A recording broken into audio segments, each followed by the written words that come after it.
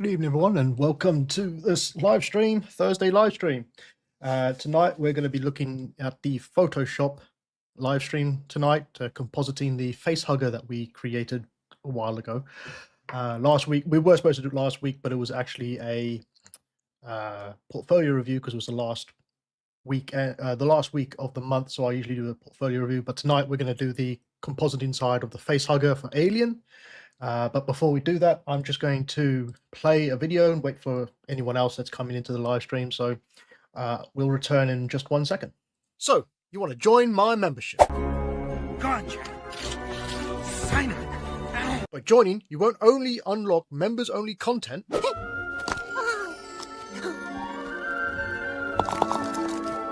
you'll also be supporting my channel and the growth of the community. Are you ready to do your part? I'm doing my part. For as little as a price of coffee a month.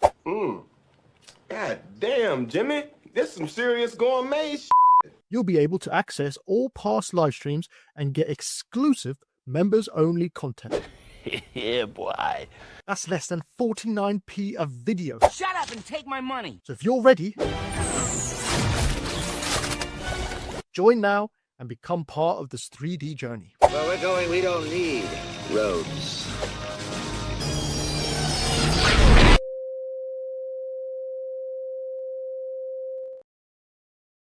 Okay, so as you saw there, you can become a member of the Patreon or YouTube. Patrons will get a bit more exclusive stuff. At the moment, they are working on the ZBrush tutorial on how to sculpt the Velociraptor inside of ZBrush from Jurassic Park. And that's kind of like a weekly video, just pops up, just like we do with the Dragon tutorial live stream. And they're currently working their way through that. And they also get all the what do you call it? I forgot what they call it now. All the backlog stuff. So all the project files, that's the word, project files.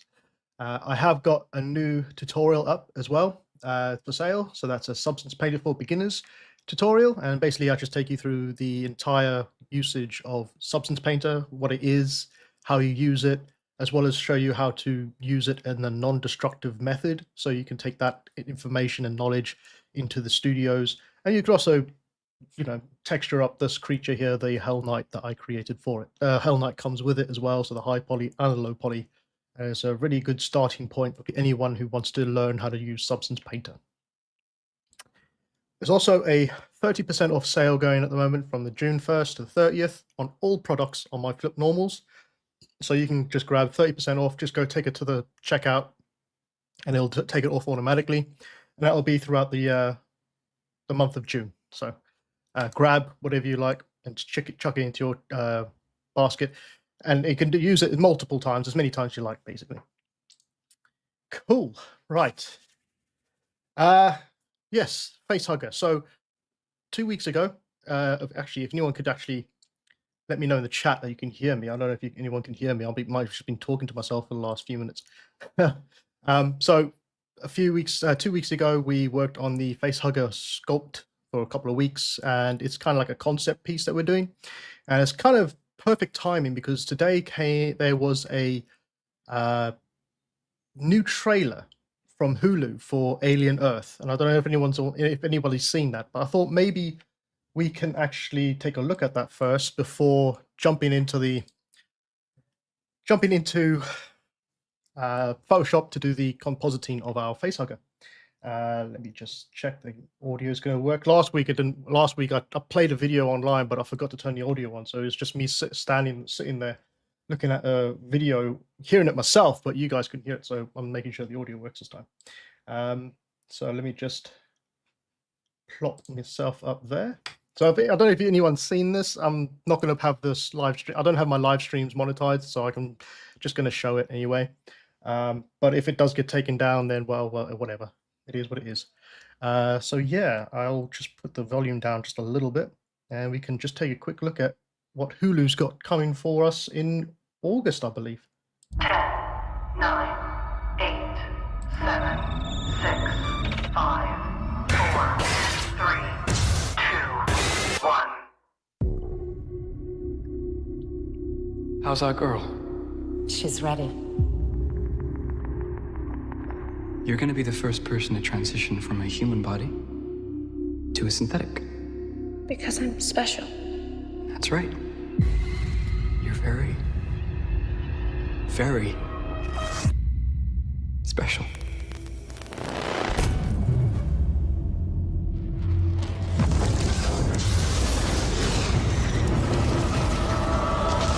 We have a downed spacecraft.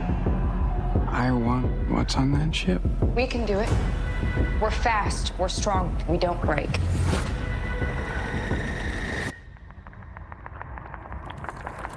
It's like a zoo, but the animals got out. This ship collected 5 different life forms from the darkest corners of the universe. Monsters.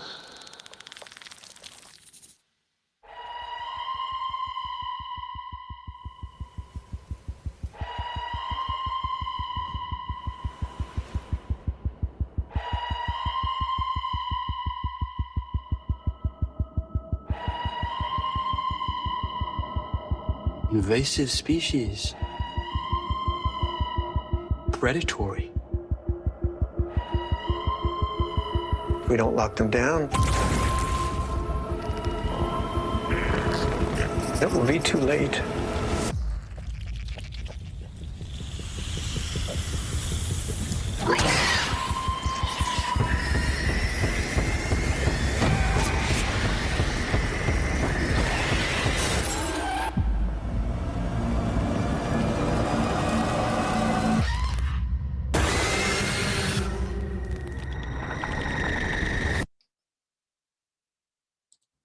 How cool is that? Right? Like, I just wanted to talk about this a little bit because there's a lot of similarities. Now, I don't know if you remember a couple of weeks ago, I was talking about the Predator film that I worked on and how it wasn't the Predator film that you guys saw in the cinema. So I think it was the Predator film from 2018, where they had that massive, upgraded Predator. Now, when I talked about that, I specifically mentioned that the original idea was the Predator ship was carrying a cargo, or it was like an ark, like a Noah's Ark of alien species, and then they crash land into the planet that they were going to, or into Earth, and then the aliens escaped. I just find that to me it's very this film that with the alien Earth is very similar to what the original Predator film was meant to be. So these aliens escape and they have to go and they have to find them and kill them.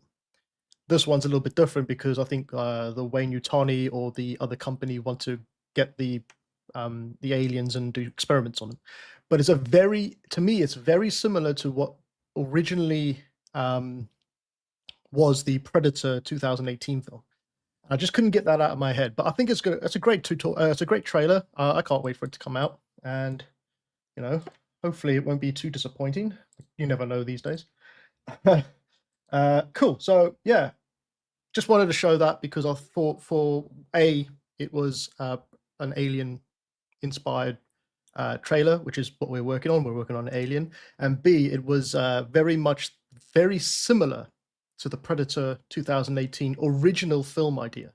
I reckon what they did, to my knowledge, is that they took that idea from 2018, shelved it, and then when they were making the Alien Earth series that they've just announced, I think they took that idea and put it back into circulation and just renamed it with Alien instead of Predator.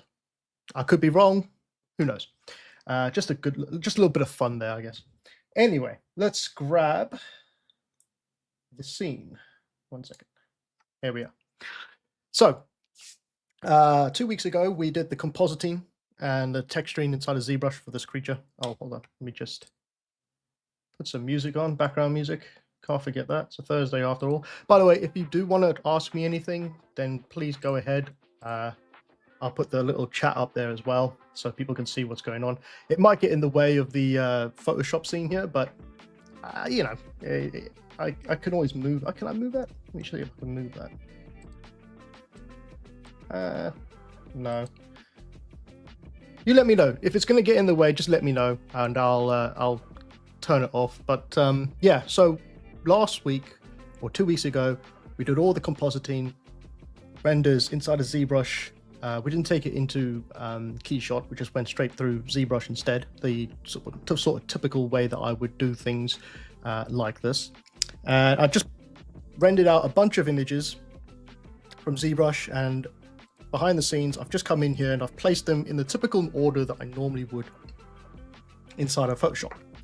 So if you see here, we got the base render, which is this one. And then we just got all the materials that we rendered out to help us, you know, composite this creature, this image later. And we got the flat color of the creature. And we got the lights, so we have different lights in it, so we can get that specular highlight as well as light direction as well.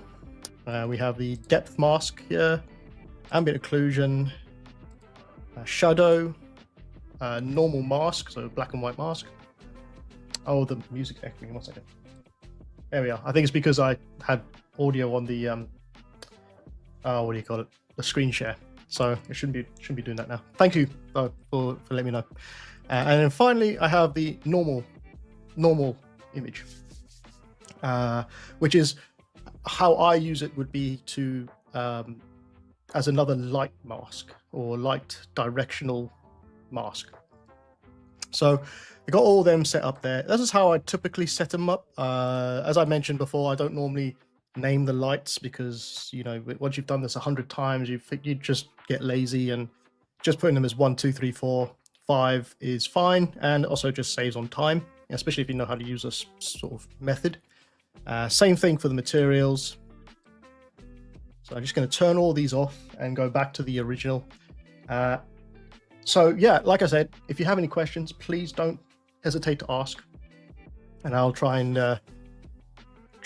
sort of answer them as I go along. What I might do though, just so it's not in the way of the text on the screen, is just move this entire panel over to this side instead. It's going to be a bit confusing because I normally have it on this side, but we shall see how that goes. And we're going to move this up the top here so it's not so big. Right. Cool. So yeah, everything's going to be on the left-hand side for now instead, because I don't want the chat to be, you know, in the way of anything. So we'll just leave it there for now. Don't really need these here, but it's kind of blocking this from being too big on the side. So I'm just going to leave that as it is. Might just leave it on patterns. Cool. All right, let's get into it, shall we? So yeah. Oh, I've also got an artist I'd like to show you guys as well, especially for people who are wanting to be concept artists using ZBrush and Keyshot or Photoshop.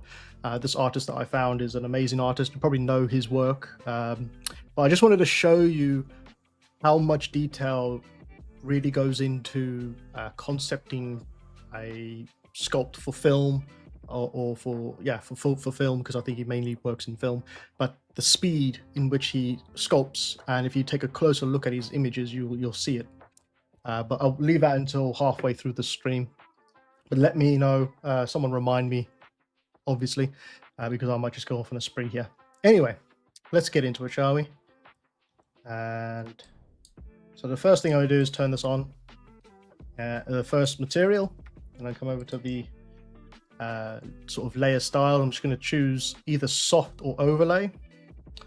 It's normally just soft or overlay, really. I don't tend to mess around too much with other ones because the soft or overlay is perfectly fine for what I want.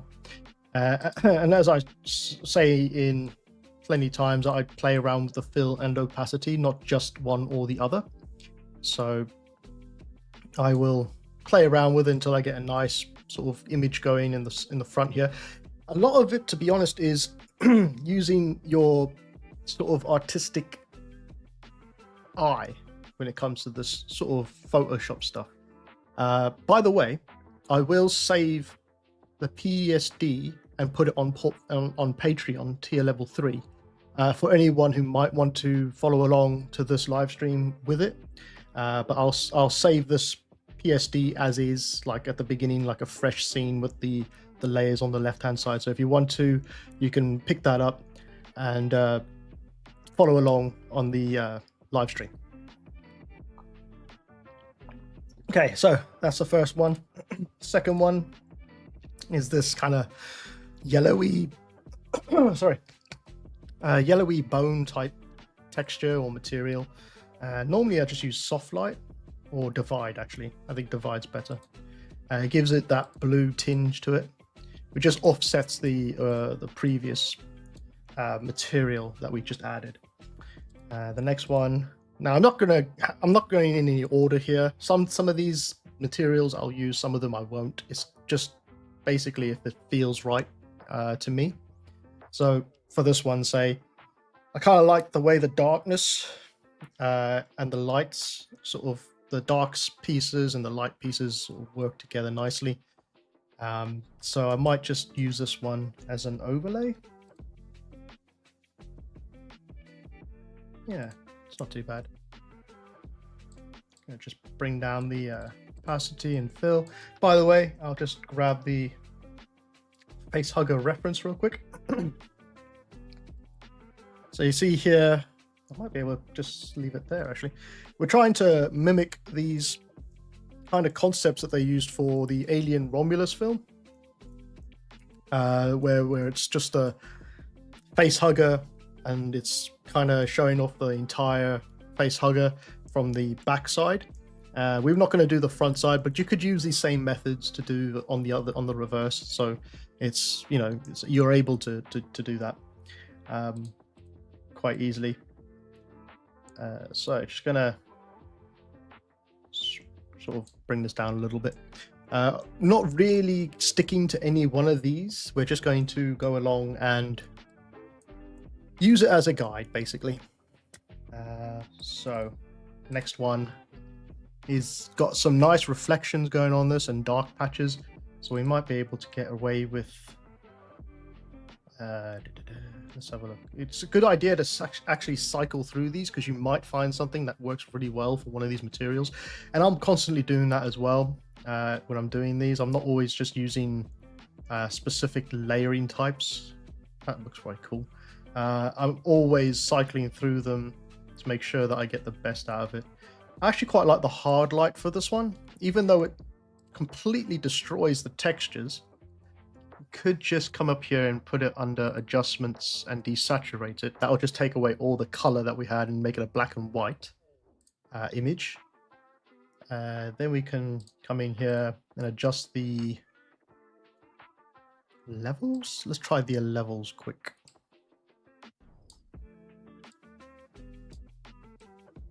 Yeah, we pinch the light to come through a bit more, so we're getting rid of more of the dark side of it, and we put a bit more light into it.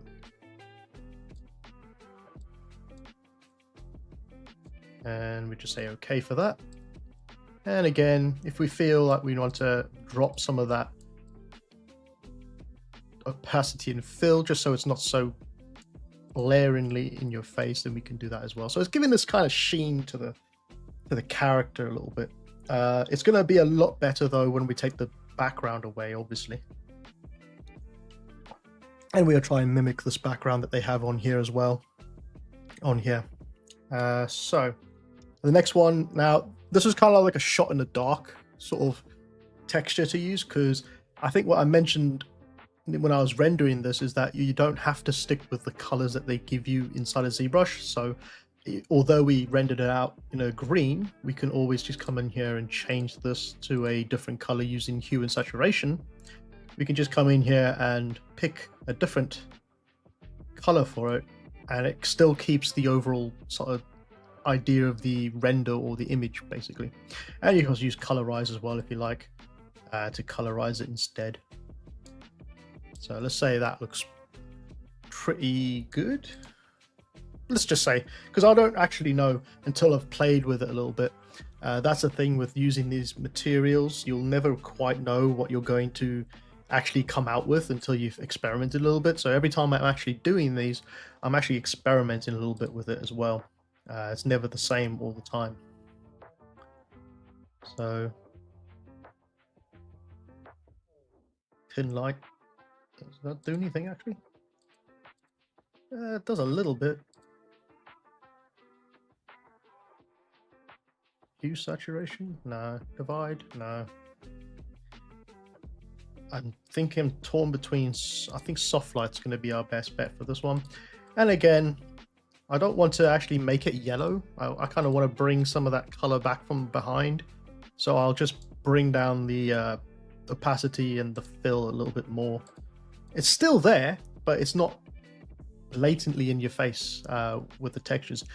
And by the way, I'm constantly doing this at a far enough way, sort of pulled back from the image. I don't want to be zoomed in on one particular area. It's kind of like when you're doing sculpting, you kind of try to pull yourself away and have a look at the model, the entire model. Well, this is exactly the same sort of thing. You're just going in, well, you're not even going in, you're staying far away whilst you play with these materials to get the overall picture, because otherwise you'll get, like I say, you'll get sort of tunnel vision in one particular area too long, and you could actually kind of forget what your image looks like until the end, and then you find that you've maybe messed around too much and it doesn't look good as an overall image. So when you're doing this, try to stay a good distance away from your image until you're happy with it. Cool, so let's move on to the next one. This one was another shot in the dark. It was a kind of wet texture I was going for, so I sort of rendered out two images. I got this one, which I normally use, and I've also got this one, which is a silver, which I sometimes use. So we can play around with this and see how this goes. What I'm trying to do is get that wet texture on top of the skin. Let's try this one on its own as well. Now for this one, I normally have to come into the image, adjust hue saturation. Now I'm doing this by the way, I know there's shortcuts for Photoshop in order to get to certain areas, like image adjustments, but I find I'm doing this as a way to show beginners mostly. So every time I do like go through the boring, monotonous file, like image adjustments, layers, all these sort of things, it's because I'm trying to get people who have never probably used Photoshop before to know where things are. Basically, you can always learn the shortcuts to all of this in your spare time, but if you don't know where it is, then you might not know where to find it. So using this method, I'll just carry on like this. Typically lightness for this layer, sorry. So you can see I'm bringing the light back up. It's giving me a bit more of a wet sheen. If I zoom in a little bit, you can see a bit more of a wet sheen on the character now, like on the surface, like a coat of slime, and that's pretty cool. Let me see if we can do the same thing with this one. So this is a hard light. I'm just going to come up to images, adjustment, hue and saturation, and turn this up. Not too much, because if you go too far, then it starts to burn the image and everything becomes white. So you kind of want to play around with it a little bit. It's a very specific area of influence that you need to add to hit, basically. I think about 29-30 is perfect for this. So let's say that that's that. And then you can just sort of pick between the two, depending on how you want the sheen to come off. I actually quite like this one, so I'm going to use this one instead. And I'm just going to bring down the opacity and the fill a little bit. So now you can see we got a nice sheen, a coat of wet sheen going on our character right now. And that's only going to get influenced more as we go further up the materials tab here. So we can now close this or close that folder so we don't have to see it. The next one is the BPR flat. Now this is typically just to bring back the color that we miss or we've lost since, layering everything on top of each other. We've kind of lost the image a little bit on the color front. So what we can do with this one is change it to an overlay or a soft light. I think soft light's going to be better. And you can see we've brought back some of that original color. Now it's a bit too strong still, so we can actually, you know, just bring down the opacity and the fill a little bit until we get a nice blend between them. And you can kind of see the difference now. So we get in some of that color back in. If I zoom in real quick, you can see the detail. So if I turn it off, you can see it's kind of got a little bit of too much white sheen going on. And I turn the BPR flat, which is just a flat color texture, and it'll bring back some of that detail that we've lost in the texture.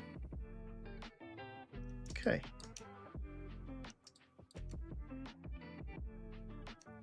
So if I just turn these two off, you'll see the difference between what we had at the very beginning and what we have now. So if I turn these off, you can see it's very flat, nothing going on.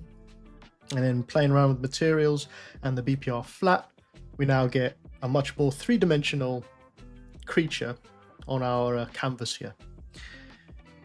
The next thing I'll do is run through the lights, but before I run through the lights, because it's kind of like the halfway mark in the materials section, I just wanted to share with you guys a concept artist that I found online, showing his methods on sort of feature film stuff.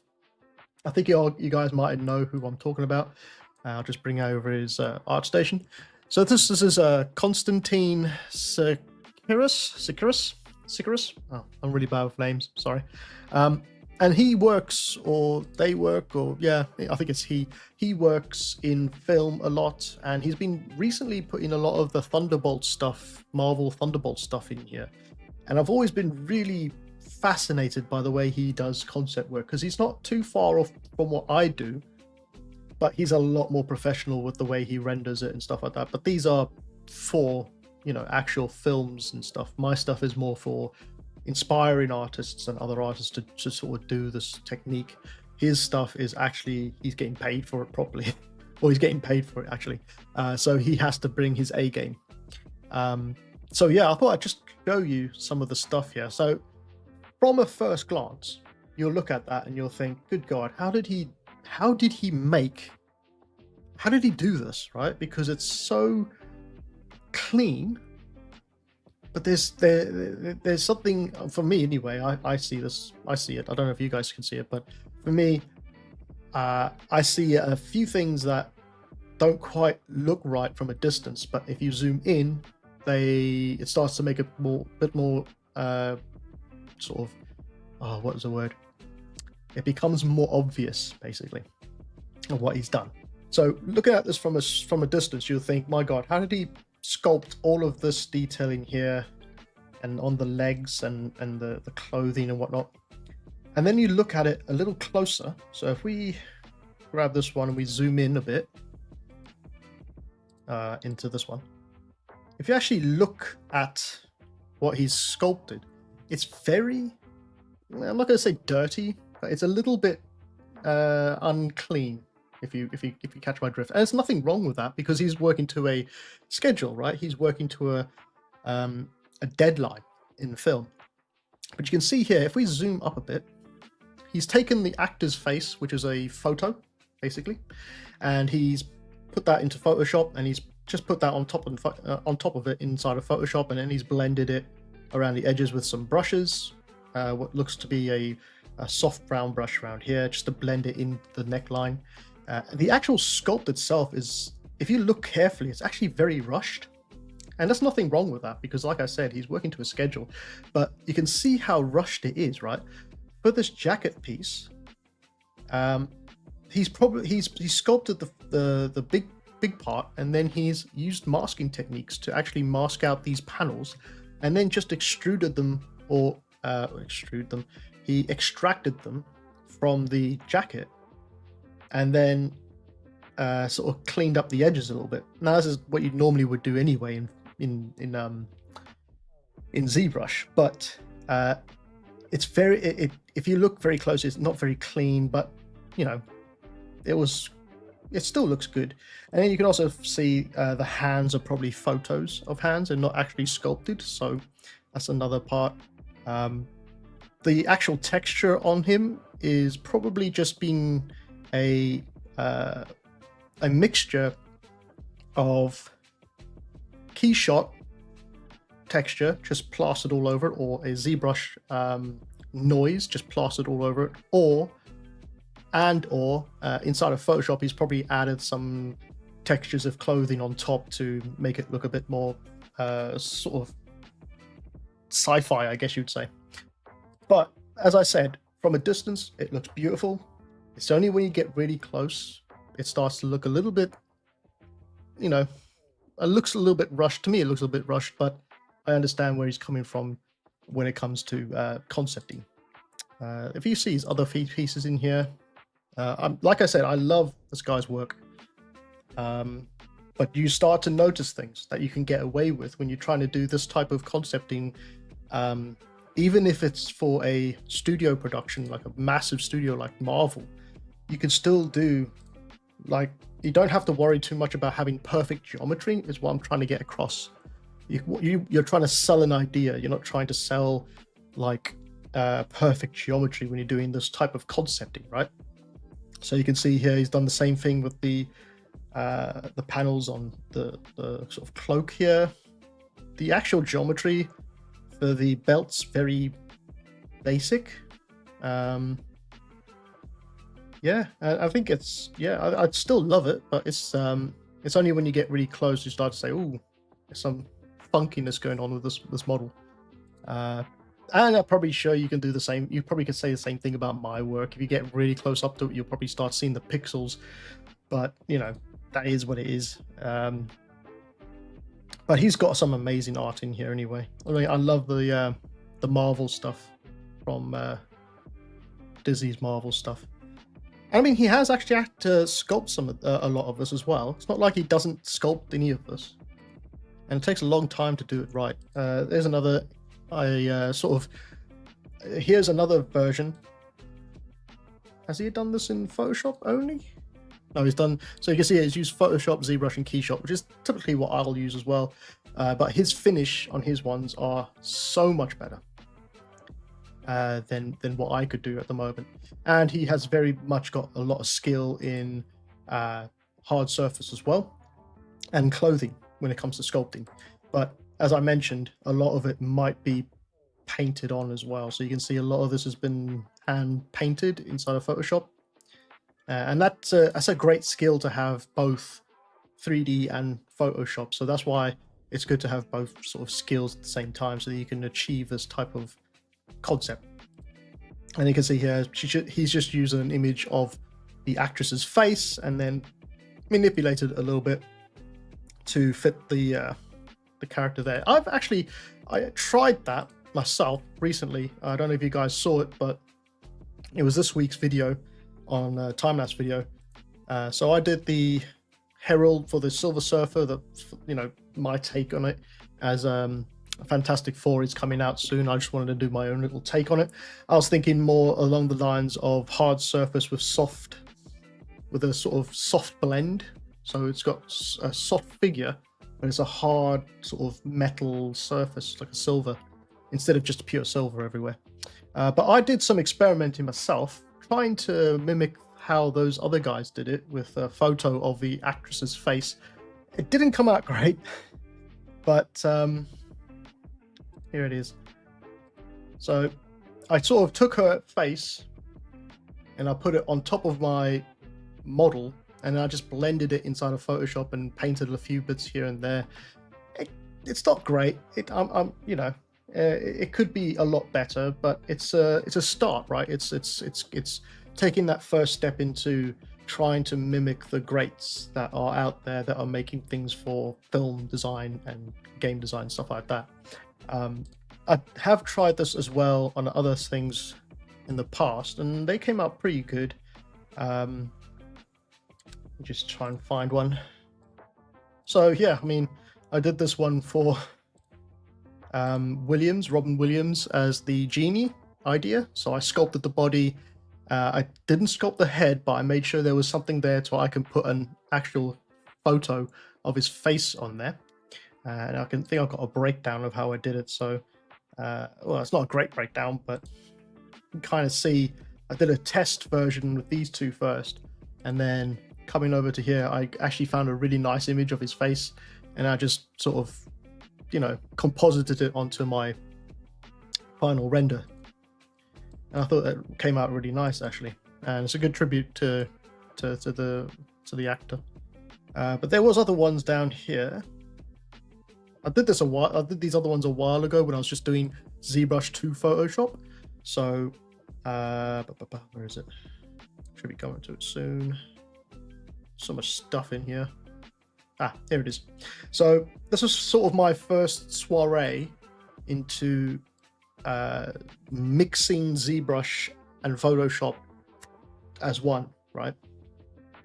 So I found a model's face, and then I sculpted the body of the character, and then like I said, I composited the both together and painted in some of the hairline as well. These are great ideas and tests to do if you're wanting to get into that sort of field of things.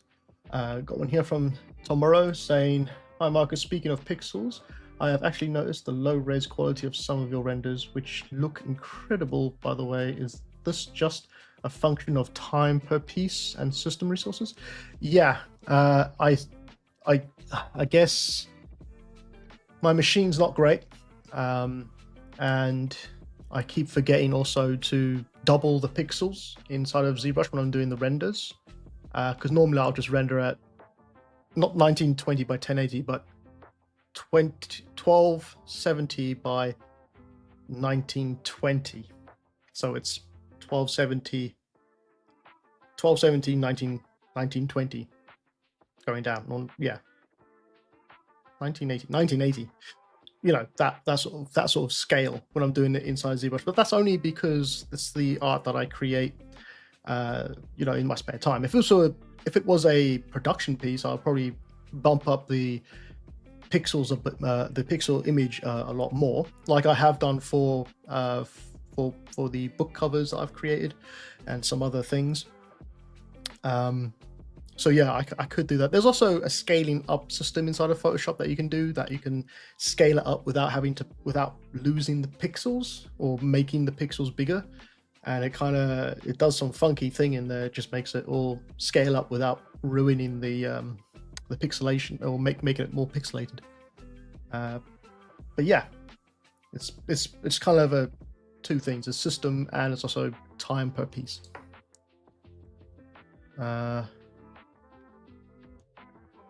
He says, I render way too large and things take ages. I need to be less precious.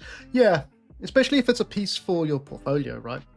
Okay, yes, that's kind of a contradiction, because you should only have your best pieces in your portfolio. But what I mean is, if it's something that's work in progress and you're trying to work through the methods of how to use these programs and how to do the methodology of it, then you don't have to worry about pixels or having it look beautiful. You're trying to learn, right? So you don't have to worry about making it look perfect at the very beginning.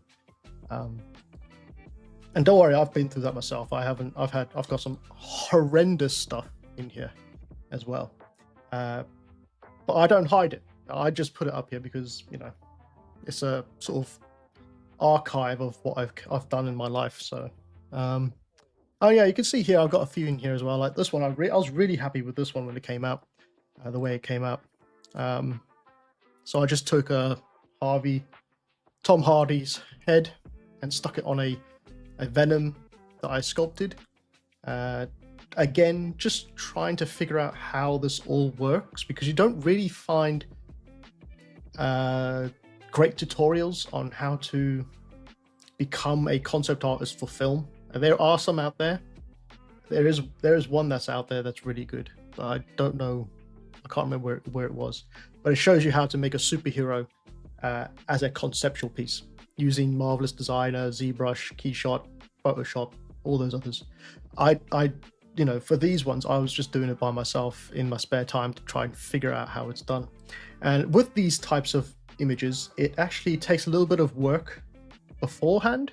So you might see the final image, right? But there was some actual exploration that needed to be done before I actually did the sculpt. So first of all, I had to pick a character's head, or the actor's head, that I wanted to use. And then from that head, I had to make the sculpt fit that head. So it's not like it's not very easy. You could possibly get the actor's head afterwards, but if you plan it a little bit ahead of time, then you'll be able to actually make it work a little better. So you can see I did a drawing test first with the actor's head, very simple, very quick, and then I sculpted the body on the left hand side here in ZBrush. I did some tests first to see how the head would fit on the body, and then I started to do the process of Photoshop where I just layered stuff. I also added some textures on top as well to break up a little bit more.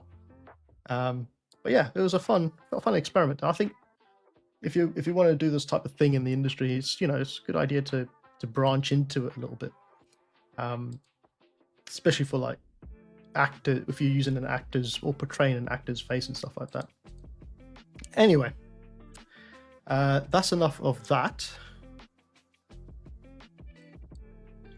I got one from Joseph saying, is that possible to make a Photoshop composition session where you make a concept like this Hardy Venom? Yeah, I can do that. If you want, it could be the next project for Thursdays. I'll try and keep it sweet and short, but I'll try and do it like you saw there with the Tom Hardy one. I'll try and keep it quick and short, but I'll show you the kind of methodology and method that I used in order to make that. So yeah, I think we've sorted it. We will do a Venom project after the Facehugger. Thanks, Joseph. I'll remember that for next week, because I think we're going to end this one tonight. So, oh, I forgot my banners. Hold on one second. I've got a ticker tape banner here. There we go. So yeah, the ticker tape banner's just got YouTube membership. It's got the Patreon. It's got sort of information about my online stores and stuff like that as well. So I thought I'd put that there. Cool. Right, well, let's get back to this then, shall we? So getting back to this, we're now going to move into the lights that we rendered. So I'm just going to turn on the first one. Now, typically, what I'll do first, actually, is I'll select all of them. I'll just turn them all to screen for now, right? Because they typically are always screen, because it's the black and white, and the white stays, but the black disappears.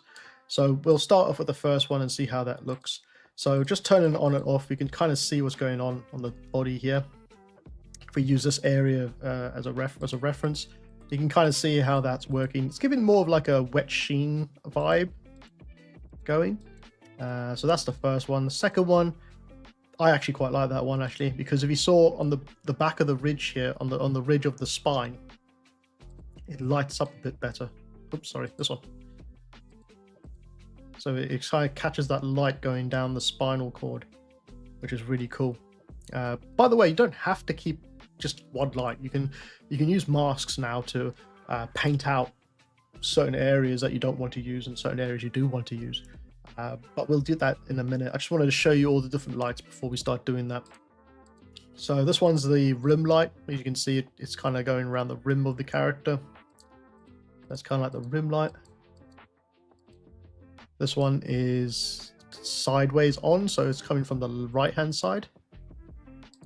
And that also gives a nice little light going down all the way down the tail. You see that?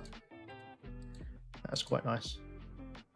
And then the fifth one, yeah, I think this was a more onward at the top here. And there's a bit more of light on the bottom, which I don't think works very well here, because we don't really want to have too much light there. But what we'll do is we'll turn on the first one. I think the first one's a little bit too boring. We'll leave that one off for now, but the second one is definitely one we want to use. I'm just going to add a new mask, and I'm going to hit Control Actually, I'm not going to hit Control I. Normally I would hit Control I, but I actually want to leave the light on whilst I paint it out. Got one here from Joseph's asking if I would like to do in the industry like this Constantine guy, drawing skills are needed for that, or ZBrush, Keyshot, Photoshop knowledge is enough. Drawing skills are going to be needed. Yes, I am not the greatest artist when it comes to drawing things, but you will need to have at least a little bit of knowledge on how to draw before you can do the stuff that they do as well, because it's always good to have that skill, obviously. And when it, you pick up things when you do drawing, you it's a different type of skill that you need under your arsenal, really, because some of his stuff is purely drawn on, but it doesn't look like it is, and that comes with that must come with years of knowing how light works and shapes work when it comes to drawing. But yes, drawing is an essential skill anyway. You should know at least a little bit on how to draw when it comes to art, or any type of art. So I'm using this brush, which is the soft brown brush, and I'm just going to paint out where I think it doesn't need to be. So I don't really want the light on the fingers and on the I just really want it coming down the tail, really. So I'm just gonna, on that ridge there, so I'm just gonna paint it out on the sides. I'll leave that like it is. The second one is the rim light, and the rim light is normally okay as it is, to be honest, but we could still just come in here and clean it up. So we don't want any light in the middle of our creature, we just want it coming around the sides of our creature. So we can just go in the middle here and paint it out using the mask.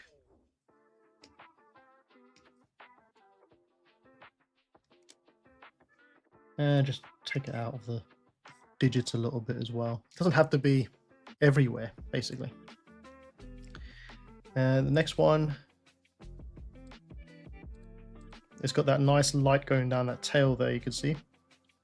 So I'm just going to add a new mask. And I'm just going to paint it out along the top here, but leave it going down the tail. I might just paint it out a little bit. Yeah, paint it a little bit out on the tail there as well.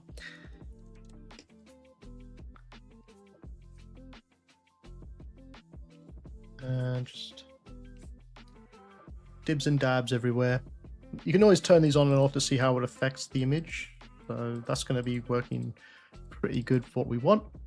And then the last one, can't really see that one too well. By the way, you don't have to keep it at 100 either. You can actually tone down the opacity for these, just so it's not so blaring in your face, like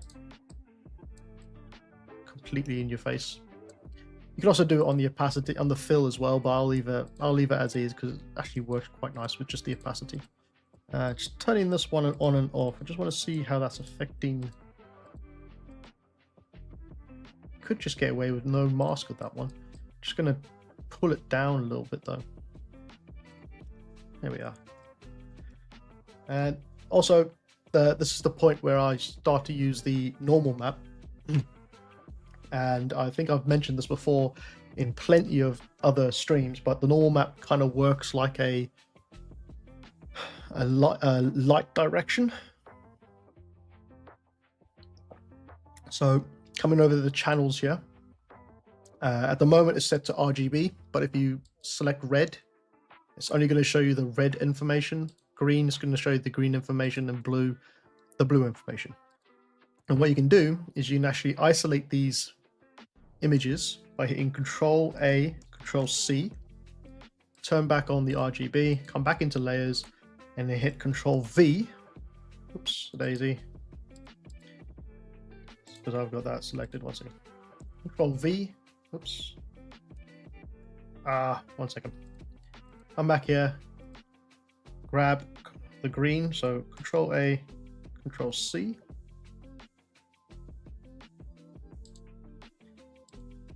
Oops, we've got to turn that off. and hit Control V, and it'll paste it in. And then what you can do is use soft light. And what this will do is it'll give the light a direction. So it's kind of like it's coming from above now when I turn it on.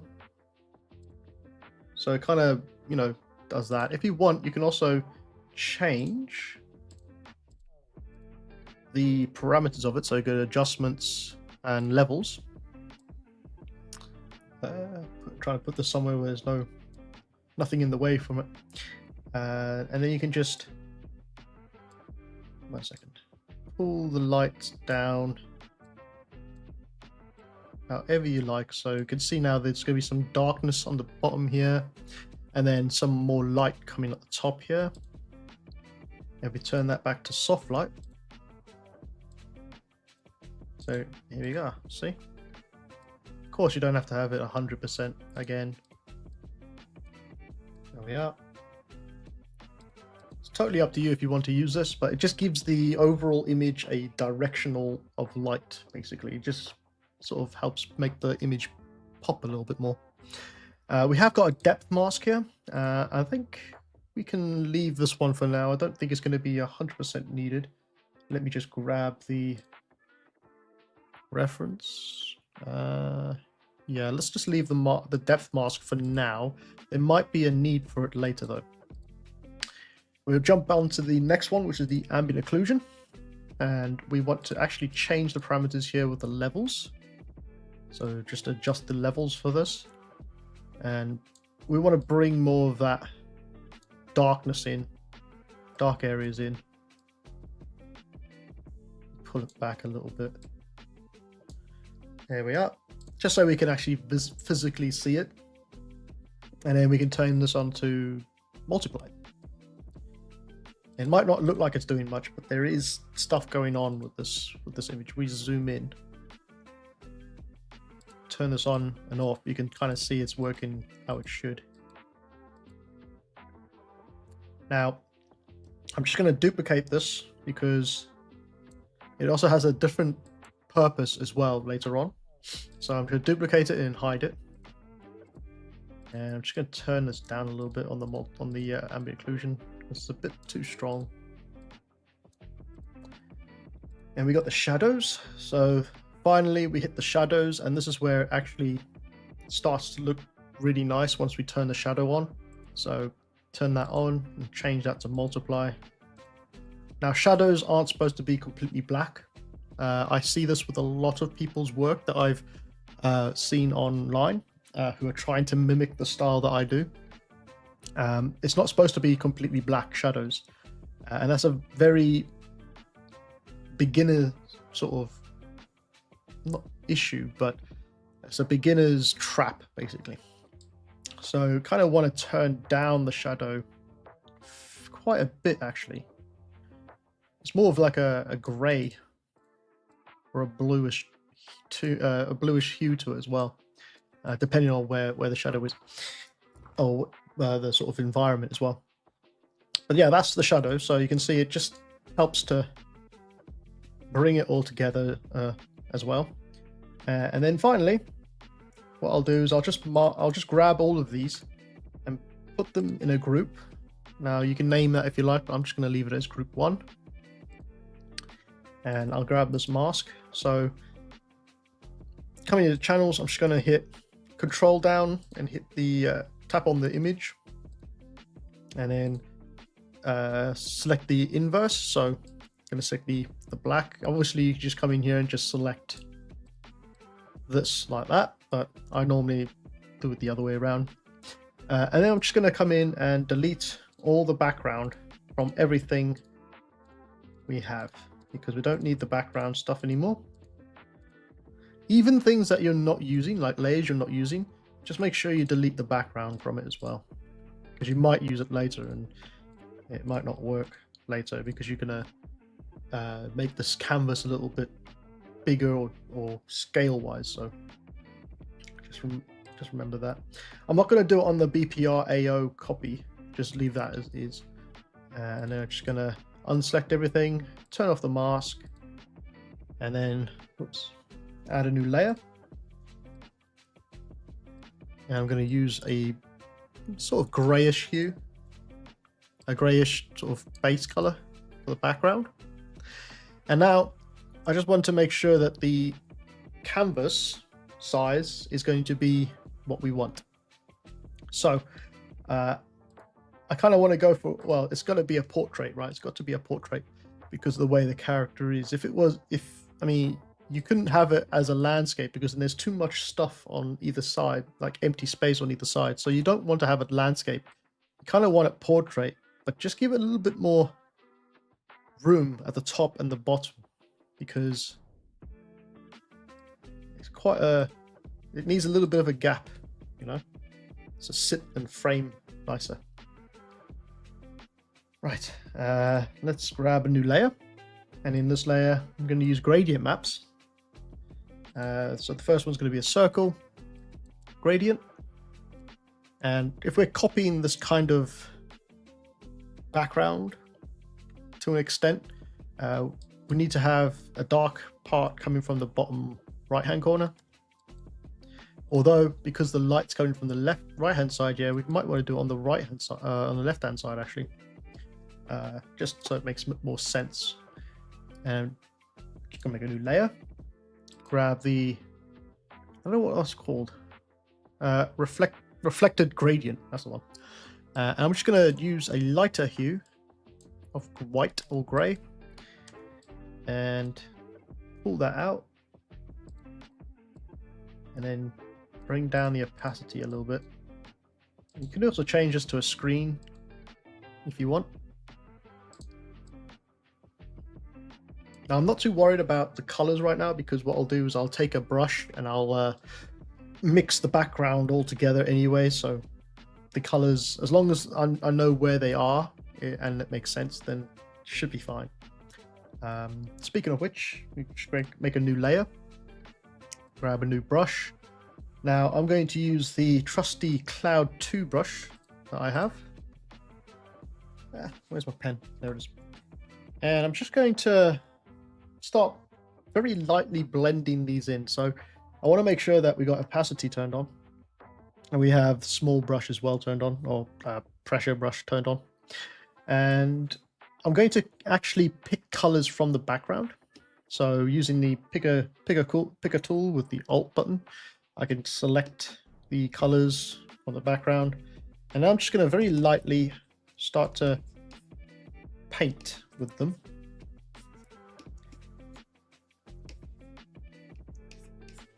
I'm trying to also keep in mind that the image, the background's not a massive thing to get right. It's all about showing off the middle piece, right, the image. So you want to make sure that you don't block anything with a dark color in the middle or something. Well, you could actually have a dark color in the middle, but you know, don't make it don't make the background too obvious. It's kind of there just to have something, you know, in the background. You can also, using the opacity, just pull down the opacity a little bit, and you can do the fill as well if you like. And then if you still feel like there's too much going on with the background, you just come back in with a new layer and over the top, just again pick from the image and fix it. Again, just going to pull that down a little bit. Now, although we did all of that compositing work with the materials, we'll still have to go back in and adjust, fine tune and adjust the image to make it look better. Because right now, because we were working on a black background for the majority of the time, it worked nicely because the black background was giving the false idea of what the actual image is because there's no background to it. So now we can come in and fix that all.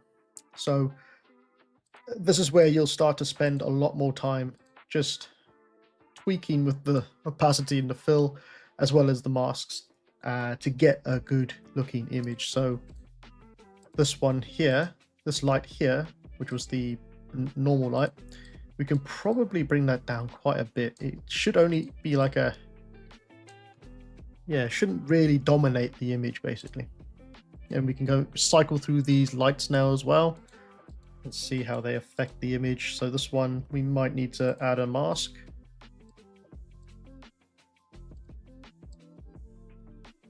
So just grab the soft round brush and I'm going to mask out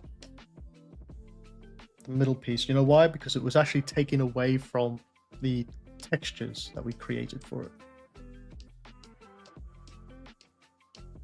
So we'll do that. Cycle through this one. And just do the same thing. Just pull back on some of that light work a little bit.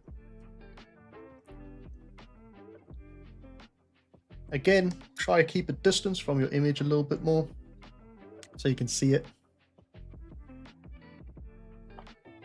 Oh. By the way, guys, if you want to ask me anything, please go ahead and ask. Don't be shy.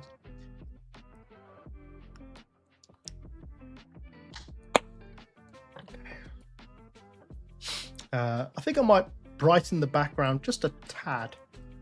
So what I'll normally do is come back in with the gradient tool, and you can do this. You can pick colors from your image if you want, just so it's got something relatable to the image that you're creating, and change this to a soft light. Just bring it down a little bit, so now you can see it's got a little bit more color in the background. It's not a lot of color, but it's enough just to break up those grays basically. We just cycle through these ones still, just making sure we have the right lights going on.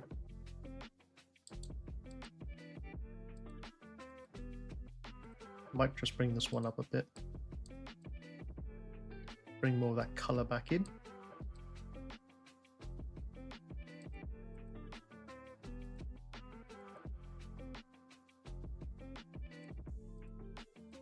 Okay. So let's go to the depth mask now. And I wasn't going to use it, but we might need to. So just going to turn this to a multiply. And then bring down the opacity a bit.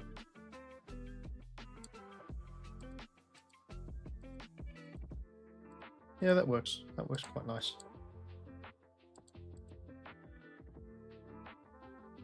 Might just bring it down a little bit more though. Cool. Yeah, looks like the background now is working against us. So what I'll do is I'll add a new layer. Grab that cloud brush again and just add a bit more darkness.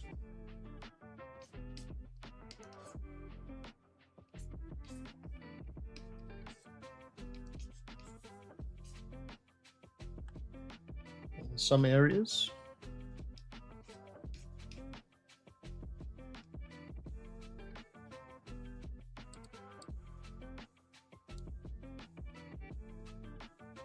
Yeah, that'll work better.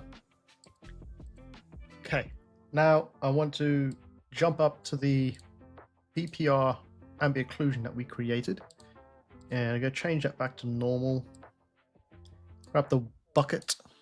Now I'm just going to fill in those two areas at the top and bottom, and pull this to the top as well.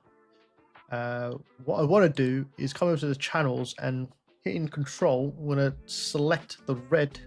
Now it's going to look like it's done nothing, but it has actually selected all of the darker areas. So I'll just come back into the Layers tab, turn off the Ambient Occlusion, jump down to the PBR Shadow, add a new layer. I'm going to invert this, so select Inversion. I'm going to try and find a pinkish hue. Now you can change the color later, so don't worry too much about the actual color. I'm just going to add this to the image, so I'm just going to fill it with that color. You can fill it a couple of times if you want, but maybe once will do fine. And what that's going to do is give us this kind of fake ambient, fake substance. I'm getting my words confused now. It's going to give us a fake subsurface scattering effect going. So we come in here, we can change this to a different I think hard light's going to be all right. And it's just going to give us some kind of fake surface, subsurface scattering. And you can come in here with the soft brown brush with a mask and paint it where you don't want it, but keep it where you do. So just down the spine, just paint it out a little bit.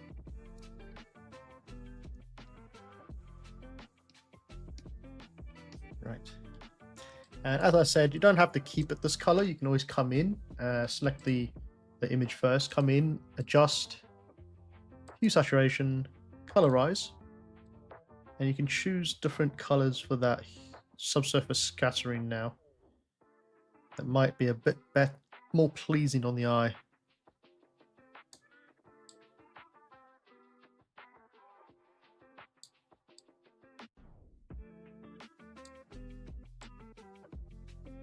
Just playing around with the saturation and the hue. You can also turn up the lightnesses to it as well if you want.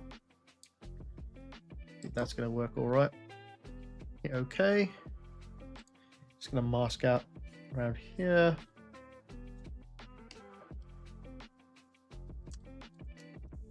Right, and we still have it on hard as 100%, so we can play around with the opacity and the fill. So you can see there's a fake subsurface scattering going on in here, in this area there, and in between the digits a bit. Now, that's not the only type of subsurface scattering you can do. You can also, if you want, fill. So if we grab a new layer, you can actually fill this with a color, and then go to your layers and change this to, what was it? Change this to, let's say, soft light. And you're using the mask of the character. You might just need to add a black on the top and the bottom. I'm going to select. Now you can use the wand if you like, or you can go back to channels and select from the channels. I'm just going to use the wand for this. I'm just going to select the interior of that creature in the mask, and then select inverse, delete the inverse, so you only have the stuff that's on the inside now. And again, we can come in, adjust, hue saturation, colorize, get that sort of color we had before. You can see how subsurface scattering helps to make the creature look less hard surface, and that's exactly how, or plastic. If you saw films, Pixar films is a good idea actually. If you saw the first Toy Story film, they didn't have subsurface scattering, or if they did, it was some kind of fake subsurface scattering. That's why even the humans in Toy Story looked a little bit plastic, because they didn't have the technology for subsurface scattering in those early stages of Pixar. But if you look at Pixar now, even plastic and has a little bit of subsurface scattering happening on it, and the characters look a lot better, especially the humanoid characters look a lot better because of that subsurface scattering. So it's a very good thing to have if you have a creature, basically, or if you're making a creature. Just trying to find a good color for that. Yeah, just gonna bring down the opacity a little bit. There we are. It's kind of brightened it up a bit, and it makes it look like it's got porous skin, basically. We turn that on and off, we can now see it looks like it's got a bit of porous skin going on. We could probably bring this down a little bit more. There we are. Okay, that's good. You can turn this one. This is the wet look. Now we could actually use this one, sorry, to add even more shiny sheen to it. You can even adjust this and put this as a desaturated. I think it doesn't work very well. Yeah, hard light, turn it down on the opacity and the fill. And we can just about see a sheen of wetness along our creature now.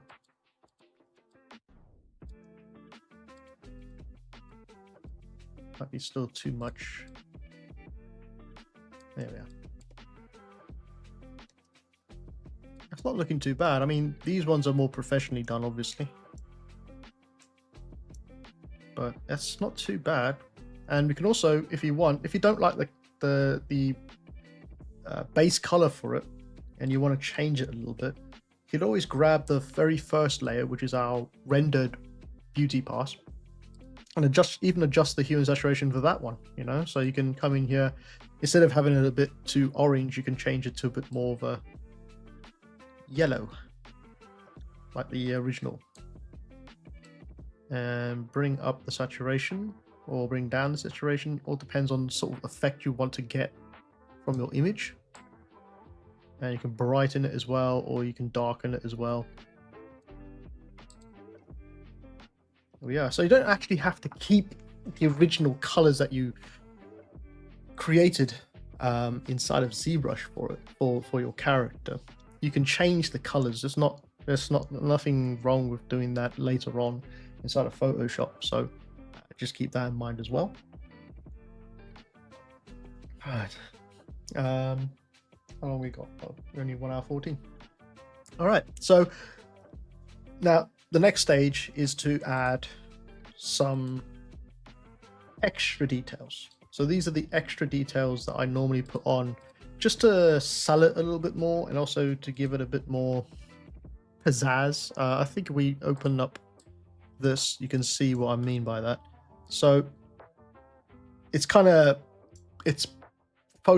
photo bashing. Basically, you just take a bunch of images from online and then you add them in the relevant areas. So you can see here on the top here, they've done the same thing. They've sort of added the image and then used photo bashing to make it look good. I think they did the same thing here. Yeah, pretty much did on all of them. You can see this veiny type texture that they've got going on in here. That could be anything. That could be a piece of meat, or it could be marble from an image online, and then they've manipulated it to fit onto the concept. So we can do the same thing. Zoom out a bit with our image. I'm just going to grab my trusty, where is it? 1 second, guys. Trying to find my trusty textures that I normally have. So I typically use this one a lot in my images. So I'll just bring this in, scale it down, and then I'll just plaster this everywhere. Oops, try not to scale it up. And yeah, just use this everywhere. What you can do then, if you've got enough, you can merge these and then duplicate these ones to finish it off. Merge.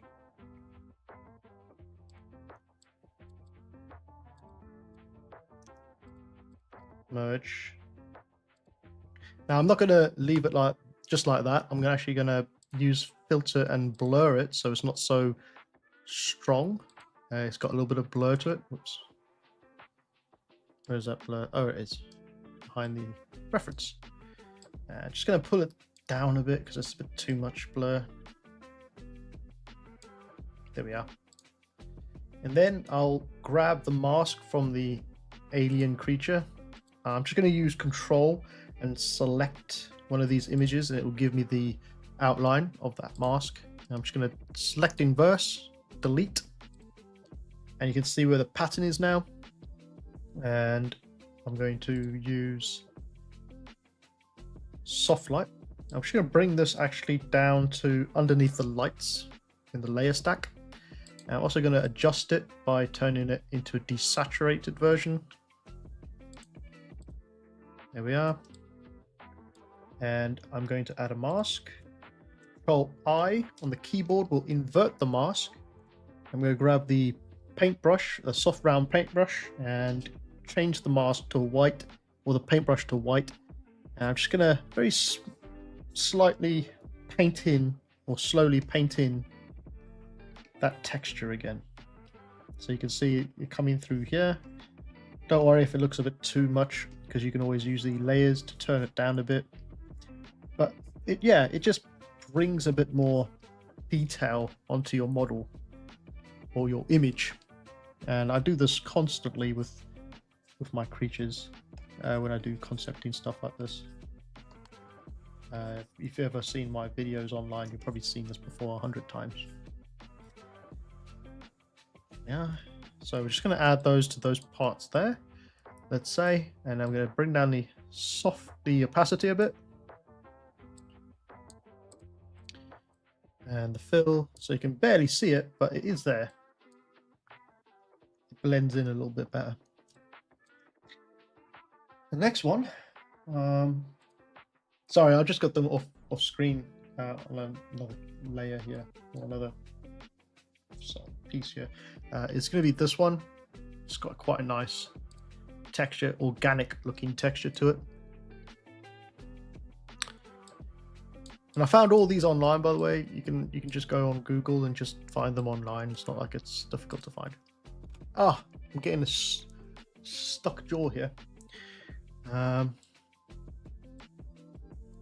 Yeah, just gonna copy these real quick.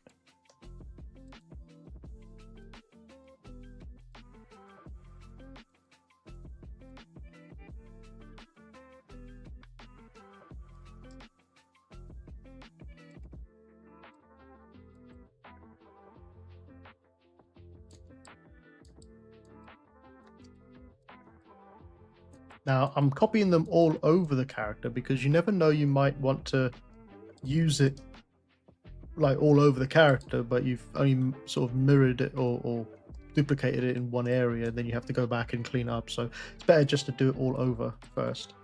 Again, I'm just going to select the mask for it and then delete the inverse. And you can also, if you want, hit Control I on the keyboard and it will actually invert the image. So you've got the red, the blues and the whites now instead of it's the photo negative basically of the image. And sometimes that works really nicely for your creature. All depends on what you're trying to get out of it, I guess. And you can cycle through these until you get what you're looking for.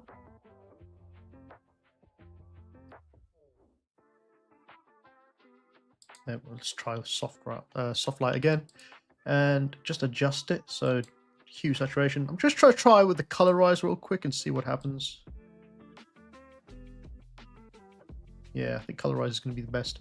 What I'm trying to do is get those veins on these sacks here, those sacks pieces there.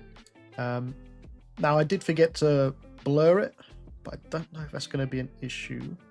If we select the mask and select invert, and then we do the blur. Did that do anything? Wait a second, it's the other way around. So if you select the mask of your character, the outline of your character, everything that's on the inside is going to be blurred.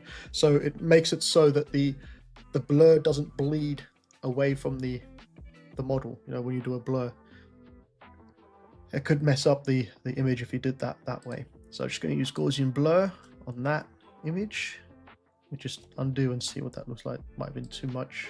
So let's go Gaussian blur. Put this down to 0.5. Yeah, 0.5 is going to work fine. And then we can unmask it.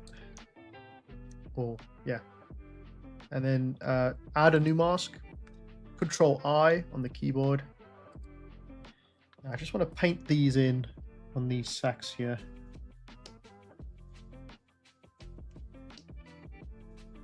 And maybe in between the fingers. You can see there's still quite a lot of blue going on with it. If you want, you can come back into hue saturation on that image and just turn down the saturation a little bit more. It'll just make it less blue.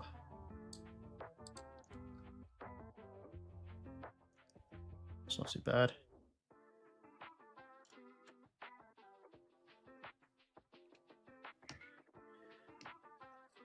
Just add it to those areas as well. The great thing about doing it using the mask, like cutting the texture so it fits the model or the image, is that you can paint anywhere on the outside and it won't affect anything because there's nothing there. Let's try shadows. It might be a bit too low on the shadows now, kind of losing it in there. So we could bring this back up a bit.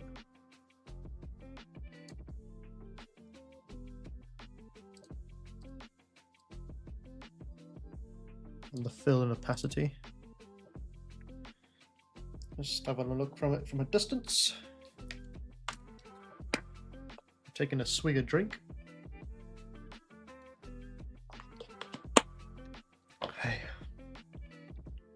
So another thing that they've done here in this image is they've actually made it darker along the base of this tail as well.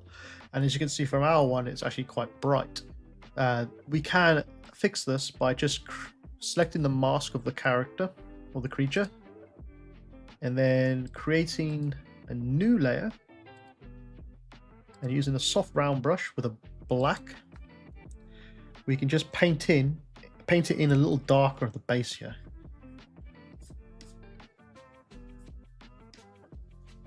Right, so it kind of blends a little bit better, and then use a multiply and just bring it down slightly, because the focus should be at the top here, right? So that it's a nice way of making it look like it's going into shadow at the bottom, I guess, because most of this time you should be looking around here, not so much around here. If you feel that that's got too much influence, you can always use a mask to mask that out. So with the tip of the tail, maybe just around this bend here, trying to keep it nice with the background as well, so like a nice flow going. Now there might be too much light coming in on this tail piece because it's kind of you're losing the interest that's up here because there's so much white here. So what you might want to do is find out what light that is, this one, and then just paint it out because it's too distracting basically. There we are. Now that's much better. So it's much cleaner. I should cycle through these again just to make sure we are 100% happy with how these are coming out. These ones, even though it's a rim light, I might just get rid of the tips of the fingers a bit on the side here and leave it on the side here as is. Yeah, I'm coming close to the finish of this, so that's great. How's everyone doing, by the way? I'm just going to take a minute to collect my thoughts.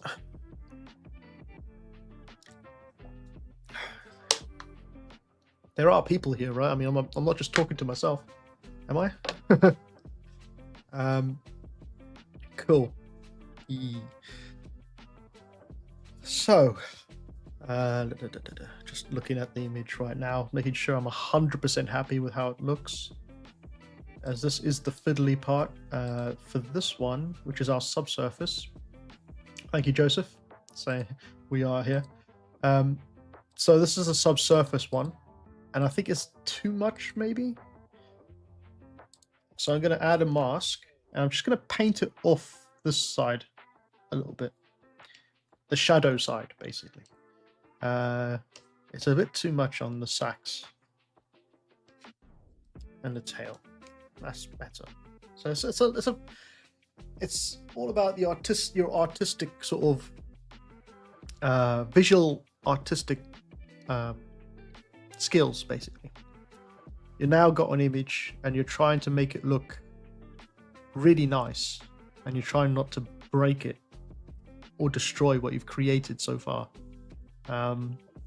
Because you can see this as like a poster piece, right? Like these ones down here, these are quite nice and poster-like. So you can make them into like a poster. So that's the kind of idea I'm going for with this one. It's just you could possibly sell it like a poster and hang it on the wall, like that one over there that we created with the orc bust from last time.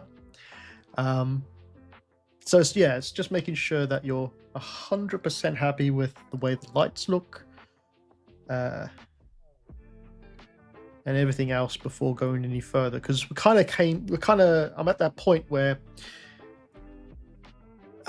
Dave Newhouse, thanks for that, says pretty mesmerized to chat. I didn't realize it was that mesmerizing. So at the moment I'm at that stage where a lot of artists ask me, how do you know when you're done with your artwork? Well, you get to a point where the image is looking nice. It's 95% done, right? You're happy with the way the subsurface is. You're happy with the shadows, the lights, the background, the textures you've added on top. Again, I didn't use a lot of textures for this one. You could probably use way more. I could also come in if I wanted to and add a new layer in here. Grab this brush. I can't remember what this brush is, but it's one of my brushes. And come in, and let's say I wanted to enhance it even more, give it even more character. I'll just select a color, a light color from one of the colors of the creature, and add some slime, right? So you could come in here and then start adding webs of slime between the digits, just to make it even more interesting if you really wanted to.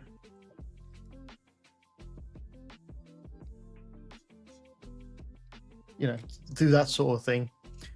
It just adds more character, but I want to keep it clean like it is on the right hand side here. So I don't think I'll do that for this one, but it's something you could do. It works pretty well, pretty good for like spiders and stuff like that. That sort of webbing textures. Now, as I mentioned before, when it comes to concepts like these, they would then probably go further with a paintbrush and add a new layer, like I just did before, and enhance these even more with a paintbrush, right? And really come in here and add that light source by color picking and really emphasize that ridge on the back there if they wanted to.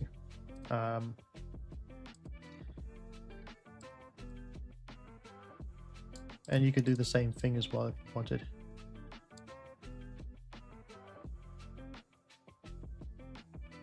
Just turn that on and off and see how that looks. Might be a bit too much for me, but I'm just showing you as an example, I guess. I mean, you don't have to do it. I think that'll be fine as it is. Oh, getting like a tight throat and a locked jaw. Gonna have to maybe finish this quick. Cool. So yeah, like I mentioned before, it's pretty much there, to be fair. I haven't, as you might have seen, I haven't actually zoomed in too much onto the image. As I said before, I like to be quite far away when doing these, because when you're looking at it from a, let's say, a director's point of view or a art director's point of view, you wouldn't actually go very close up to it. Like I showed you the artist before. Most of the concept you'll probably see it from a distance a little bit, but you get an overall view and an overall idea of how it looks. So I don't tend to zoom in too much when it comes to this sort of thing. It's always good to see the overall picture as well. Right, just going to turn down this hard light subsurface. Still think it's a bit too much. There we are. That's the subsurface we created earlier. Right, I'm going to finish that there because I don't want to play around with it too much more. I want to finish it now. So I'm at the stage, let's say that I'm happy with everything. I'll grab all of these layers and put them into a new folder. And this is basically your scene. I wouldn't normally add titles or anything, but I will for this stream. Then I'll create a new folder, and this will be adjustments. And this is the last 5% of your concept work, basically. So if you're not happy with how it looks, then carry on in the scene. But if you're happy and you're ready to jump into the next stage, the adjustments is where we're going to do it. So I'm going to come down to the bottom here, and there should be an adjustments tab. And in here, we got all these different adjustments. I'm not going to use all of them. There's a select few that I use. So I'll use the brightness and contrast. I'm just going to pull this out of the way. In fact, I'm going to minimize this because we don't really need it right now. And I'm just going to change the brightness and the contrast for this, so you can bring up the brightness of the overall image. And I'm going to just maybe bring down the contrast a little bit. I don't want to be too much dark, because if you add too much dark into it, it starts to burn it. So you actually want to pull back on the darkness, because yeah, it can ruin your image. It's a lot of, like, I won't say noobs, but a lot of beginning artists will do that, by the way. They'll try to hide their mistakes in the dark. And that's typically how you could tell who's fairly new to the process, is there's a lot of darkness and shadows. But it comes with time, right? It all comes with time. There's sort of techniques on how to composite images and stuff like that.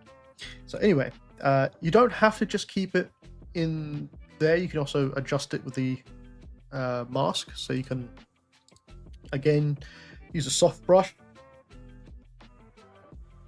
and paint it out where you don't want it and leave it where you do want it.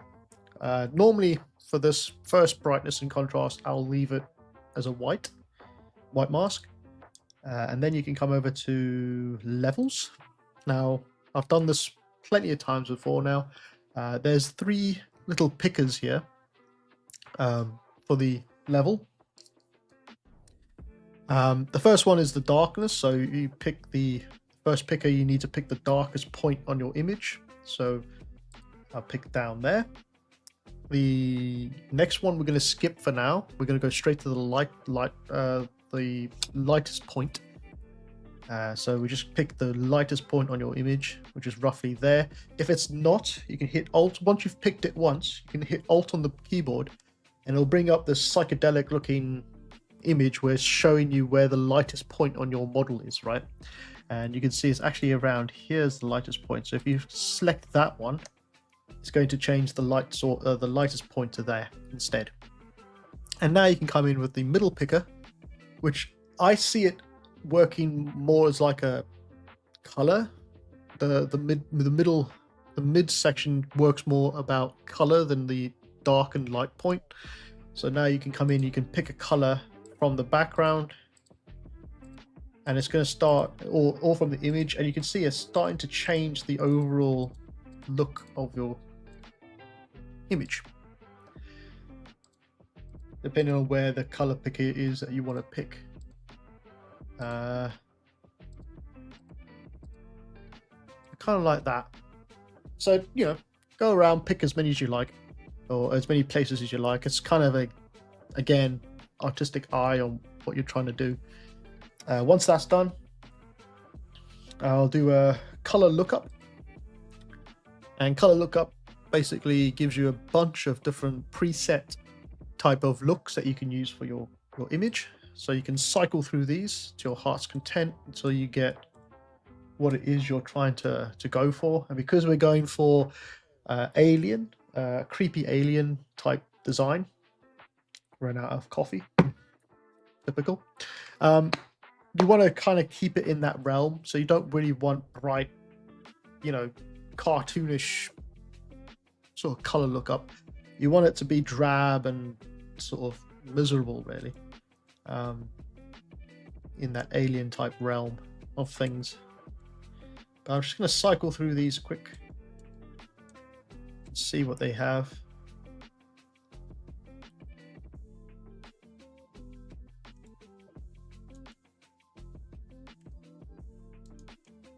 You don't even have to just keep it as this as well. You can change it in the layers tab as well to color. Color works pretty well, right? And that changes the overall sort of color lookup as sort of layer, the way it's put onto the image. So I'm just going to cycle through these until I get one that I like the look of.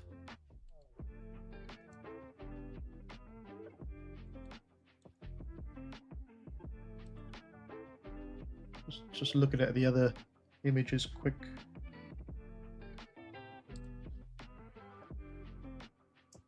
They're quite bright, these ones.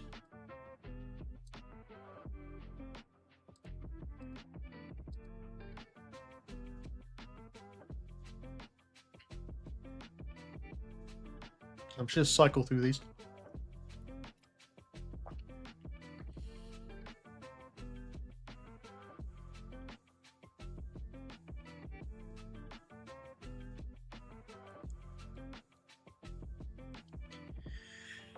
I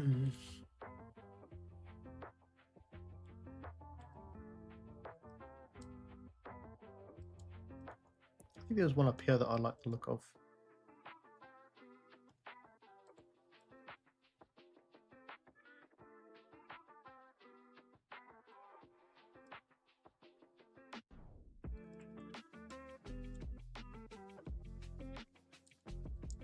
Yeah, it's difficult.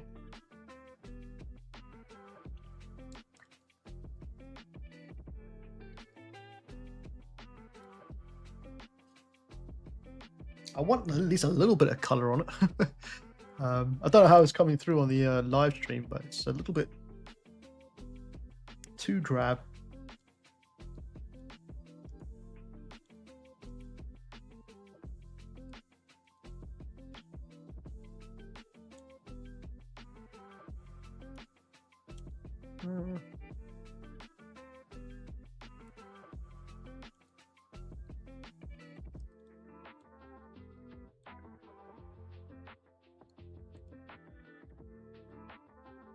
Yeah, let's go for that one.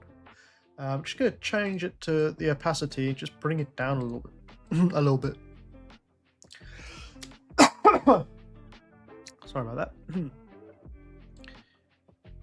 Yeah, that's looking better.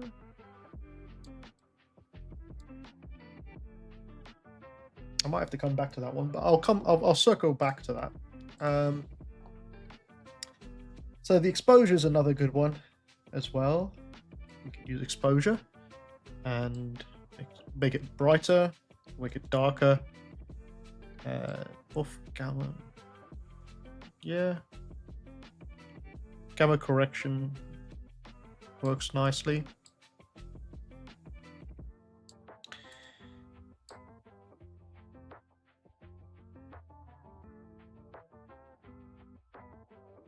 We are, and then I'm going to just Control I on the keyboard to make that a black mask. And using a soft round brush, I'm just going to brighten the top part, leave the darkness on the bottom a bit, because again, we're trying to focus our eye in this area of the image. And we can also bring down the opacity a little bit. Pardon me. Yeah. Then the next one, as I said, you don't have to use all of them. There's a select few that I use. I think there's something wrong with this. No. No, it's fine. Yeah, so photo filter. This will just give an overall sort of filter to the image. And you can cycle through these again.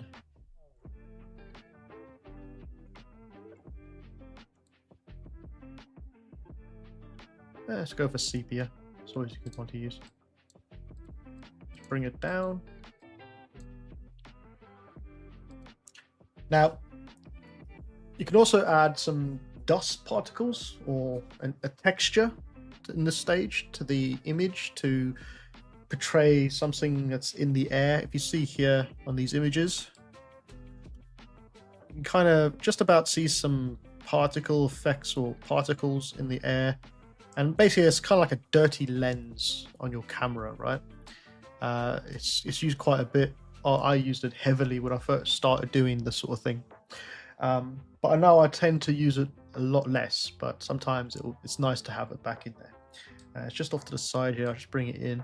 So it's this image here that I just found online. It's kind of like a dirty lens. And we'll just add that to the image. Scale it up. Like so. And then we'll just bring this to the bottom here, just underneath everything. And you come in here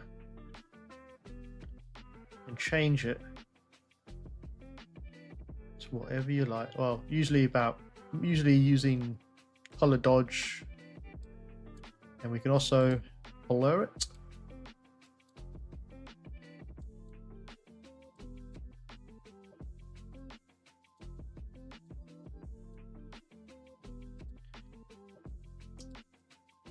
And bring down the opacity a bit. So it just breaks up the background a bit. You can see it's got a little bit of flecks of white in the air. Kind of gives that illusion of dust particles in the air. So that's one way of doing that.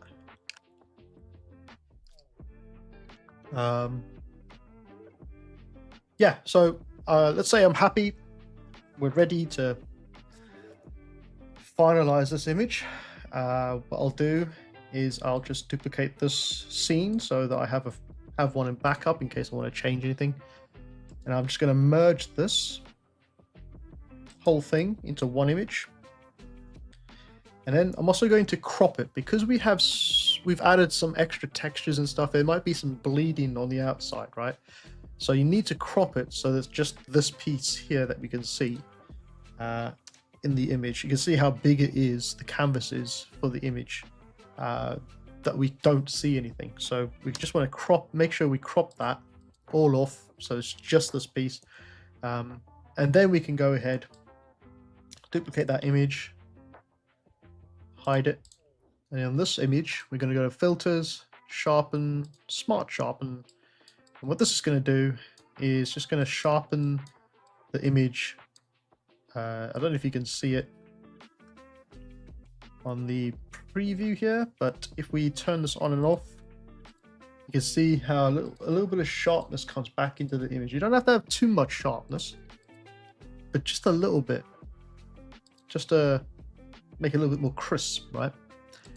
So we just stay about 83% there.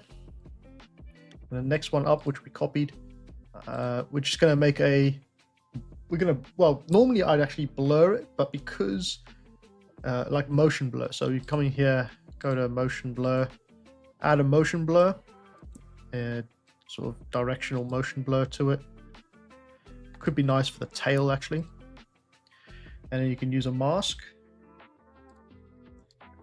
Control I on the keyboard, and then you can paint back in that mask. So you can blur out tail, some of the digits maybe. Just gives that sense of movement, and also it focuses your eye on the middle part as well. But we don't want to have it too strong, so we can just bring it down a bit. Now, for something like this, you might not actually want to use motion blur. You might just want to have a nice image with the alien in the middle and the background. It's totally up to you. I think a little bit of movement though is quite nice, but I might take it out of the digits at the top here. Everything at the top should be in focus, and then maybe just the tail should kind of gradually come out of focus as you go up.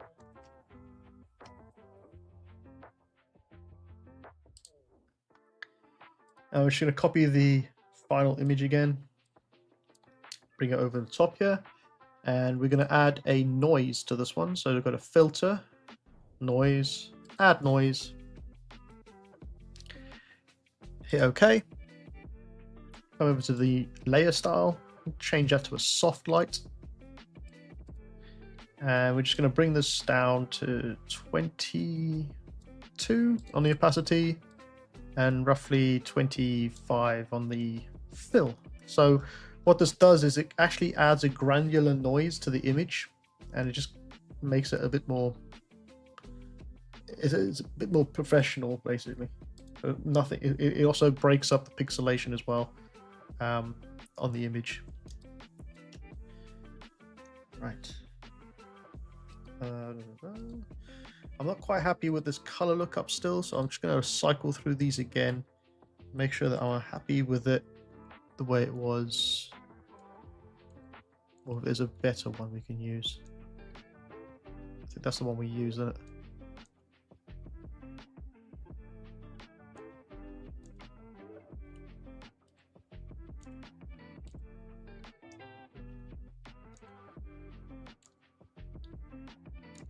Just cycling through.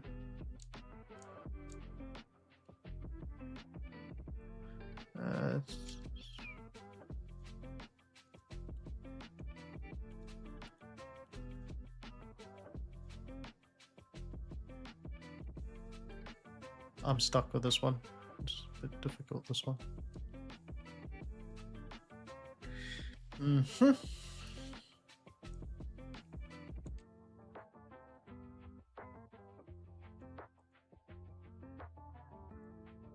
Yeah, just keep it that one, I think.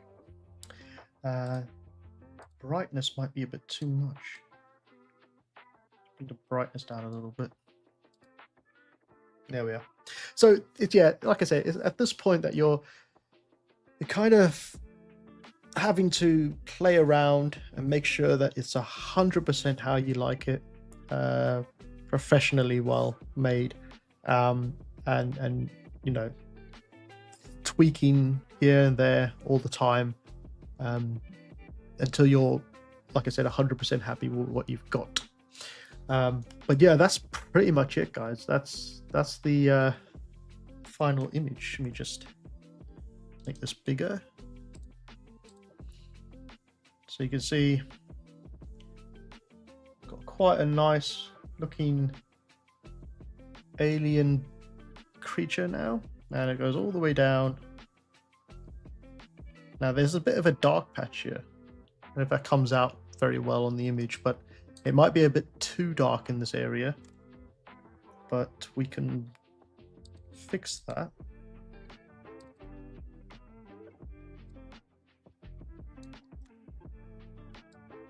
By bringing back the contrast a bit. It's actually going to make the image look a little better as well.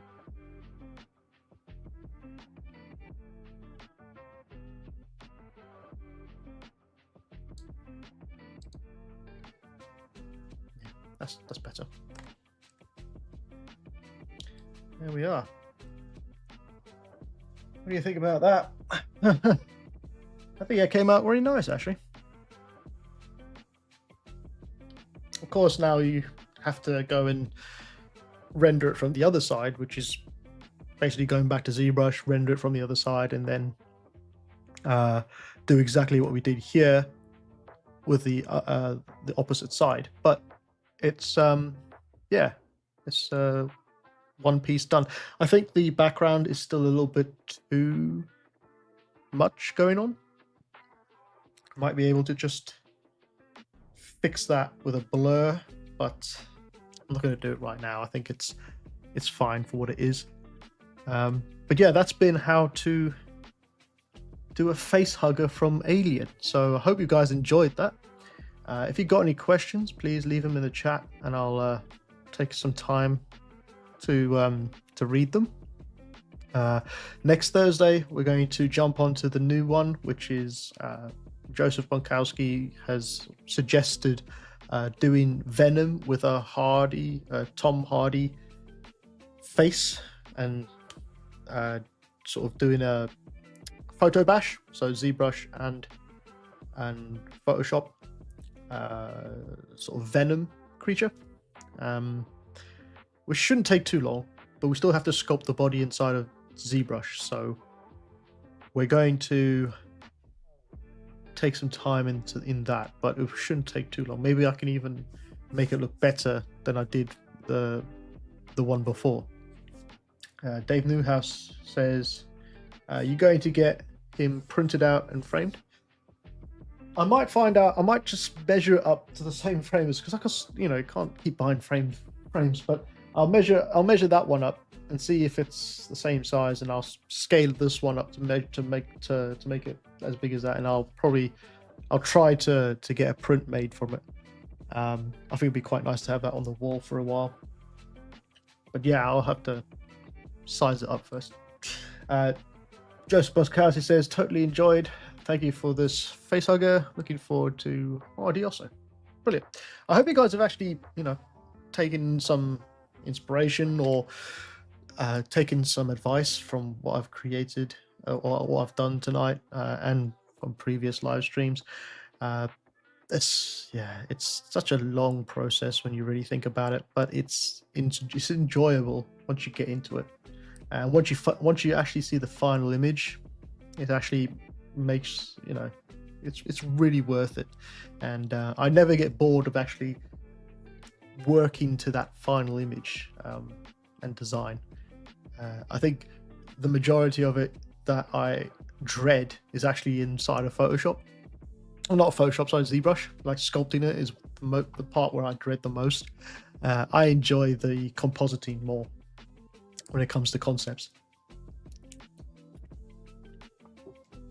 because you're really making it look and feel like it's a live creature, but yeah, that's been how to sculpt and composite the Facehugger on this Thursday live stream. Next week we'll start the new one, which is Venom, Tom Hardy Venom. What I'll do to begin with, is find an image of his face and then maybe do some sketches inside of Photoshop before taking it into ZBrush. So maybe the first session is going to be like a Photoshop concept, and then we'll take it into ZBrush afterwards. But yeah, hope you guys enjoyed this. I just got some things here, so I need to do before I leave or I finish the stream. So yes, I have Substance Painter for beginners, and it's the tutorial on how to use Substance Painter as a beginner, and it goes through the entire process of Substance Painter in a non-destructive method that studios normally use. So if you're a beginner to Substance Painter and you want to learn how to use it, then grab that tutorial on my online stores. The links are in the description box below. If you're a Patreon tier 3, then you will get, wait a second, let me just turn off the comments. You will have the opportunity to sculpt the Velociraptor from Jurassic Park. It's a bi-weekly tutorial, so every week you'll get a video in the next stage of development inside of ZBrush. It's a beginner's course, so anyone can pick it up. It's really cool. And also, I have a 30% off sale from June 1st to the 30th on all products on Flip Normals. The link's in the description box below for that store. So if you want to grab tutorials, brushes, or models, you can go grab them for 30% off. It should just come off, the 30% should come off at the checkout automatically. And finally, the part that I don't dread the most, but I just find the hardest to do. I want to thank all my YouTube members for joining my YouTube membership and being a part of the membership since the beginning of these live streams. It's been really great to have you guys on board. So I just want to say thank you to, I'm going to say the first names and then second names if I can. So Dylan Dixon, Ricardo Lavara, Emberhand Studios, Shira Phoenix, Dev, Talent, MHN Artist, Japanese Guy, number 2, EMAC 3D. Those are the new guys. Thank you guys for being part of this YouTube membership. The first months or 1 monthers, I have Avishk, Pass One, Wesley, RB Gaming, Zeem VFX, and VS or VSWAT.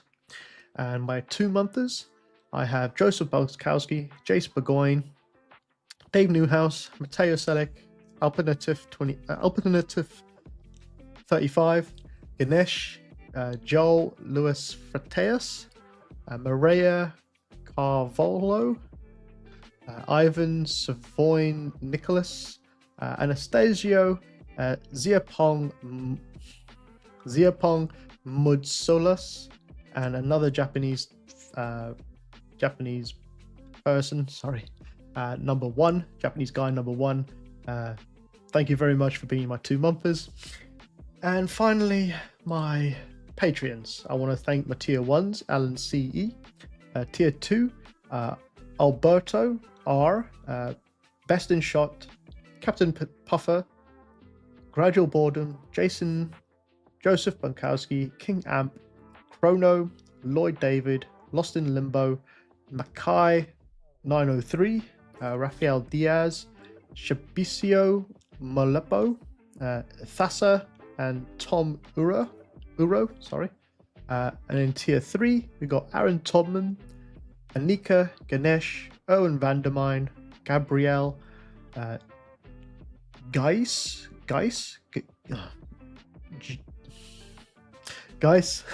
let me just say that one. Hoofy76, Jumps, Rodya, I guess that's like Roger, Tyler Kraus, and Wenwu Zing. Thank you everybody for showing up tonight on this Thursday live stream. I hope you all have an amazing weekend, and I'll see you on Monday for the Dragon live stream tutorial sculpt. So have a great weekend, guys, and go do something outside or whatever. Have a great weekend, guys. Take care. See ya.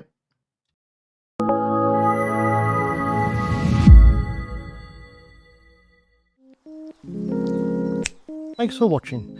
If you're interested in more exclusive content and want to support my work further, then please check out my Patreon page at MLW_creative for more. Also, view past live streams you might have missed in Tier 3 tutorial support, where I will be archiving future streams moving forward. If you are interested in other full-length tutorials, brushes, and models, then check out my online stores for more useful content. I would also like to thank all my subscribers and patrons for supporting me for this long. Again, thanks for watching and stay safe.